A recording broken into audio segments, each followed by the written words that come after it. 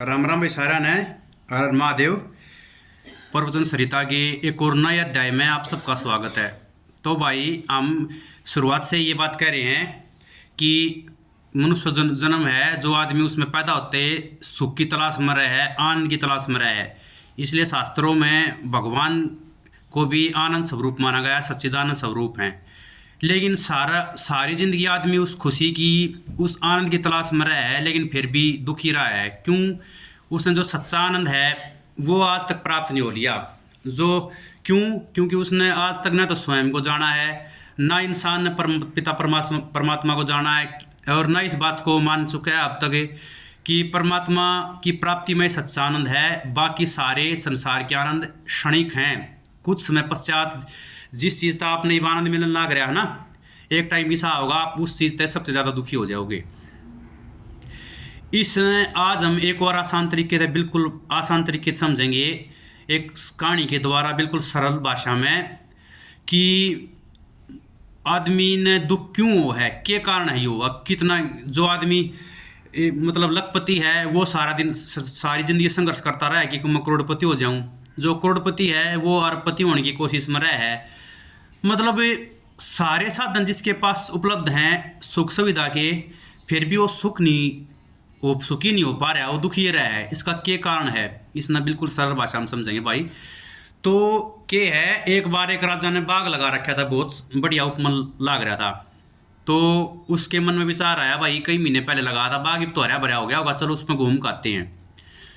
तो राजा उस बाग में घूमने के लिए गया तो उसने देखा सबसे पहले ओक का वृक्ष था, वो बिल्कुल मुरझाया हुआ है। तो उसने उससे पूछा, भाई टाइम पर ये माली आपको पानी नहीं दे रहा, खाद नहीं दे रहा, क्या क्या दिक्कत है? नो बोला सारी चीज़ मिल रही हैं। तो बोला फिर मुरझाया हुआ क्यों है, दुखी क्यों है? तो वो बोला कि देखो ये देवदार का पेड़ है, ये मेरे से ज़्यादा लंबा हो गया और मैं इससे छोटा हूँ, दो इस चीज़ का दुख मान रहा। तो राजा देवदार के पास गया, देवदार का वृक्ष है वो भी मुरझा रहा है। बोला भाई तू क्यों मुरझा रहा है, तू तो सब तो लंबा है। नो बोला कि मैं इसलिए मुरझा रहा हूँ कि जो ये अंगूर की बेल है इस पर इतने बढ़िया मीठे फल लग रहे हैं, इसकी बात ही मेरे ऊपर ऐसे मीठे फल ना लगते मेरे पास, वो इस चीज़ तो दुखी है। तो राजा ने सोचे अंगूर तो भाई सुखी पाओगा, तो वो उसके पास गया, देखा वो अंगूर उससे ज़्यादा दुखी। बोला तू क्यों दुखी है भाई? तो बोला मैं इस गुलाब की तरह मेरे अंदर से खुशबू ना आती, जैसे गुलाब का फूल सुगंध बखेरता है ना, तो ऐसे ही मेरे अंदर खुशबू ना आ रही। तो राजा गुलाब के पास गया, उसकी भी यह हालत है। तो इस तरीके से करते करते लास्ट में राजा अर्जुन के वृक्ष के पास गया, वो बिल्कुल खुश और प्रसन्न था। तो बोला भाई तू क्यों वो खुश और प्रसन्न है? तो वो बोला मैं इसलिए प्रसन्न हूँ और ये इसलिए दुखी है, इसका मैं कारण बताऊंगा। मैं खुश इसलिए हूँ कि मैं अपनी विशेषता की तरफ देखता हूँ कि मेरे में क्या विशेषता है, और ये सब दुख इसलिए हैं, ये अपनी विशेषता को भूल के दूसरों में जो इससे अधिक है, अधिक पाने की आशा है, एक तृष्णा है, और दूसरों के साथ अपना जो कंपैरिजन करते हैं, तुलना करते हैं, ये इनके दुख का मेन कारण है। तो भाई आज के इस आधुनिक युग में मनुष्य के दुख का भी मुख्य कारण यही है कि अपने आस पड़ोस के आदमी ने देखा है कि वो इतना पैसा ले रहा है, इतनी बढ़िया गाड़ी ले रहा है, और भी मतलब अगर ऑफिस में काम कर रहा था अपने आसपास के कर्मचारियों ने देखा है कि इसने प्रमोशन मिल गया, यो मैनेजर का सही हो रहा है, तू पीछे रह रहा है। तो दूसरा के साथ जो हमारी तुलना है ना, वो है मुख्य दुख का कारण। हमने क्या करनी है, तुलना छोड़नी है, यह चीज़ अपने मन में माननी है कि हम भगवान ने बना रखे हैं, हम विशेष हैं, क्योंकि वो मनुष्य शरीर मिल रहा है हमने, तो हमारे तो भाग्यशाली कोई नहीं है। इस मनुष्य शरीर ने पाणता ही देवता भी तरसे जा हैं, क्योंकि वे भी स्वर्ग भोग का, उन्हें भी बाद में मनुष्य का जन्म लेना पड़ा है। इस जीवात्मा है जो या इस भव सागरता है पार होने का एक तरीका है, यो मनुष्य शरीर है। और किसी भी 84 लाख शरीरा में आदमी मोक्ष का अधिकारी नहीं होता, परमात्मा को पाने का अधिकारी नहीं होता। तो यो मनुष्य का शरीर या मानव की देह मिल रही है, कितनी दुर्लभ है। अर्थात थारता बड़ा या हमारे से सबसे बड़ा भाग्यशाली कौन है फिर इस सृष्टि में? आप इस बात में देखो, तो फिर आपने दुख का कोई कारण ही नहीं रह जाएगा। क्यों? आप यह बात सोचो कि बगैर वस्त्रों के आदमी आया था, कुछ लेकर नहीं आया था ना कुछ लेकर जाना, तो फिर उस किस चीज़ का संचय कर रहे हो आप, किस चीज़ को जोड़ के धर रहे हो, जो हमने अपनी मौत का भी एक क्षण का भी पता नहीं। तो भाई आशा करता हूँ कि इस कहानी से आपको समझ में आ रहा होगा कि मनुष्य का दुख का इस सृष्टि में कोई कारण नहीं है, क्योंकि जी आत्मा शाश्वत है, उसको सुख और दुख छू भी नहीं सकते, और वो परमात्मा अविनाशी है जो उसी का अंश है।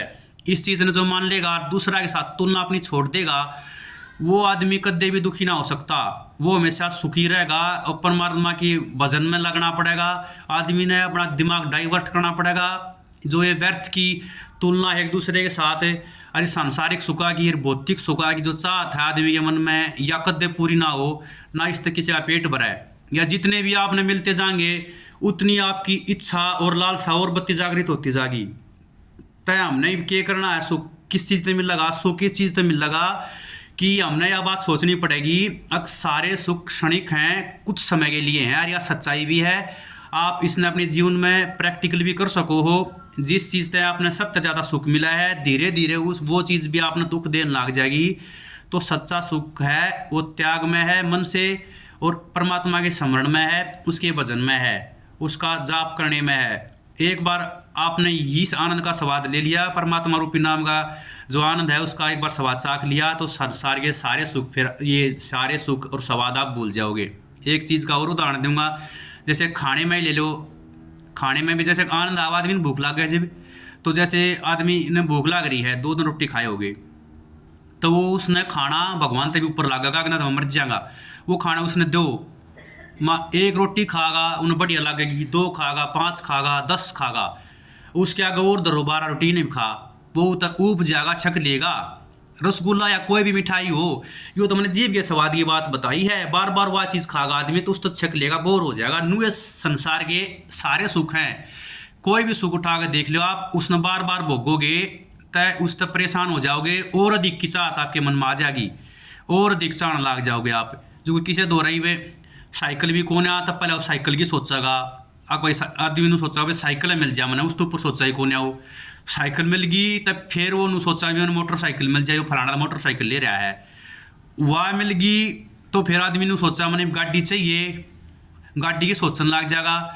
वह मिल गई तो दूसरे ने कितने को बढ़िया कोठी गाड़ी देगा, तो उसके दिमाग में नु आओगी इसी में दौड़ भी होनी चाहिए।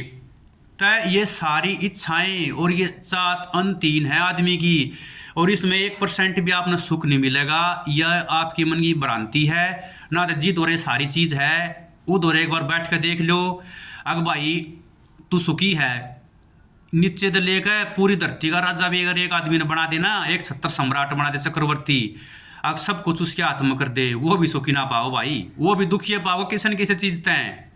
तो सुखी होने का तरीका क्या है? सुखी होने का तरीका यो है कि अपने इस मन ने घेर घोट कर उस परमात्मा के स्मरण में लगा दो। तो भाई मैं इस चीज़ की आशा करता हूँ कि आप बिल्कुल सरल भाषा में समझा दिया है मैंने, अगर आदमी दुखी होने का कारण क्या है और सुखी किस प्रकार हो सका है। आशा करता हूँ सारे भाई समझ गए होंगे। अगर फिर भी किसी भाई का कोई प्रश्न रह गया तो कमेंट करके बताओ, मैं उसका भी उत्तर देने का प्रयत्न करूँगा। और फिर आपसे पुनः प्रार्थना है कि अगर आपको ये वीडियो अच्छी लग रही हो तो लाइक करो, अगर इसमें कोई त्रुटि है तो वो बताओ, उसमें मैं दूर करने का प्रयत्न करूँगा। और मेरे YouTube चैनल को सब्सक्राइब करो और ज़्यादा से ज़्यादा अपने रिश्तेदारों और मित्रों के साथ शेयर करो। आप जिस भी अगर फेसबुक पे इंस्टाग्राम पर देख रहे हो तो फॉलो करो। तो सारे भाइयों आज के लिए इतना ही, एक और नई वीडियो में फिर मिलेंगे। सारे प्रसन्न रहो, स्वस्थ रहो, और महादेव की कृपा मैं आशा करता हूँ कि सब पे, आप पे और आपके परिवार पर निरंतर बनी रहें। तो भाई हर हर महादेव, जय श्री राम, राम राम भाई सब ने।